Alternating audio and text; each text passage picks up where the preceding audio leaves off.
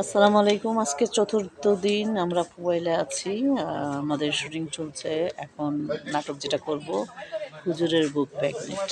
এই যে আমাদের হুজুরের বউ, আমাদের ফুল বানু, আমাদের ফুল ফুল। আজকে তো আমরা চতুর্থ দিন, ঠিক না? আজকে যে নাটকটা এখন করব আমরা, এটা হুজুরের বউ প্রেগনেন্ট। হুজুরের বউ প্রেগনেন্ট। তার মানে হুজুরের বউটা কে? তুমি? আমি। আচ্ছা, আমি ফুলের মার ক্যারেক্টার করছি এখানে। আর ইচ্ছা মতো দিছে আমার একটু আগে, কারণ বিয়ের আগে বাচ্চা কাচ্চা পেটে ধরছি তো এই জন্য। আচ্ছা বলেন, মেয়েরা যদি বিয়ের আগে প্রেগনেন্ট হয়ে যায় তাহলে কি মা কি এটা ধৈর্য ধরে সহ্য করবে? কোনোদিনও না। আমি একটা মা যা করে আমি তাই করেছি, ভুল তো করিনি, ঠিক পুরো না? মারাত্মক।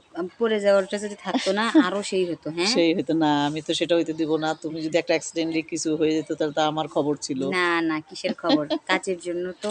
আপনি যখন কাজ করতেন তখন আপনি এরকম ব্যথা ম্যাথা পাইছেন না কত? হ্যাঁ, বহুত পাইছি আমি তো জীবনে। ওরকমই।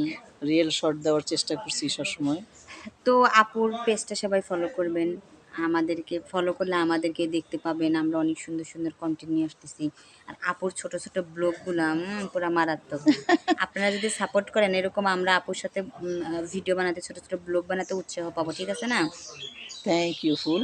তুমি অনেক সুন্দর অভিনয় করো, আরো ভালো কাজ করো, এই দোয়াই করবো ইনশাল্লাহ।